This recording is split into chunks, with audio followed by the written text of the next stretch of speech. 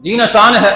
اس کے اندر ہر عمل جو ہے وہ آسان ہے، اور اسلام سلامتی کا ہے اور آسانی کا دین ہے۔ قرآن پاک میں ہے یرید اللہ بکم اليسر ولا یرید بکم العسر، اللہ تم سے آسانی چاہتا ہے، ہر معاملے کے اندر آسانی سے ہر عمل کر لو، اور اللہ تعالیٰ آپ سے دین کے کسی معاملے میں سختی نہیں چاہتا اور نہ کرنا چاہتا ہے، اور دین کے اندر اللہ رب العزت نے آپ کے اندر کوئی تنگی نہیں رکھی، نماز ہو، روزہ، زکوٰۃ، حج ہو، ہر معاملے میں آسانی در آسانی ہے۔ یہ ایسا حکم دیا ہی نہیں ہے جو اس کے بس سے باہر ہو، لا یکلف اللہ نفسا الا وسعها، اہل ایمان کوئی بھی عمل ہو اس کو آسانی سے کر گزریے، اللہ رب العزت یہی چیز آپ سے چاہتا ہے۔ اور پھر رسول اللہ صلی اللہ علیہ وسلم کے صحابی سیدنا ابو ہریرہ رضی اللہ تعالیٰ عنہ بیان فرماتے ہیں کہ میرے حبیب، میرے محبوب محمد رسول اللہ صلی اللہ علیہ وسلم نے فرمایا دین بہت آسان ہے، خبردار جس نے دین کے اندر شدت اختیار کی دین اس کے اوپر غالب آ جائے گا۔ دین میں شدت پسندی اللہ کو محبوب نہیں ہے، اللہ کو پسند نہیں ہے کہ دین کے احکام کے اندر آپ اتنی سختی کریں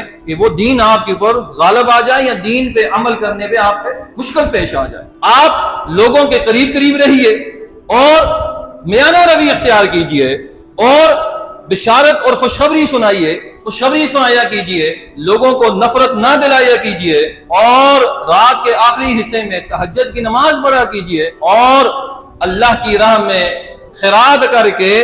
دینی قوت حاصل کیجئے۔ اللہ اکبر، کتنی خوبصورت چند کلمات کے اندر دینی جو منہج ہے آسان لفظوں میں رسول اللہ صلی اللہ علیہ وسلم نے بیان فرما دیا۔ جیسا کہ بعض صحابہ میں سے یہ عمل اختیار کیا کہ ہم پوری رات عبادت کریں گے، دن کو روزے رکھیں گے، اور کسی نے کہا ہم تارک دنیا ہو جائیں گے اور شادی نہیں کریں گے۔ تو رسول اللہ صلی اللہ علیہ وسلم نے کتنے پیارے انداز میں ان کی اصلاح فرمائی، کہا میں رات کو سوتا بھی ہوں، آخری پہر تہجد کی نماز بھی پڑھتا ہوں، میں روزے رکھتا بھی ہوں اور چھوڑتا بھی ہوں، یعنی نفلی روزے کی بات ہو رہی ہے، اور میں نے شادیاں بھی کر رکھی ہیں، یہی میرے دین کیا ہے، یہ سنت ہے، اسی طرز عمل کو اپنائیے، اس سے ہٹ کر کوئی اور راستہ اختیار نہ کیجیے۔ آپ ایک طرف اتنے متقی پرہیزگار بن جاتے ہیں، زہد و تقوی میں اتنے آگے چلے جاتے ہیں، یہ دعوت دین میں اتنا وقت گزارے کہ اپنے بیوی بچوں کے حقوق بھول جائیں، یہ تکلف ہے۔ کتنے ہی لوگ ہیں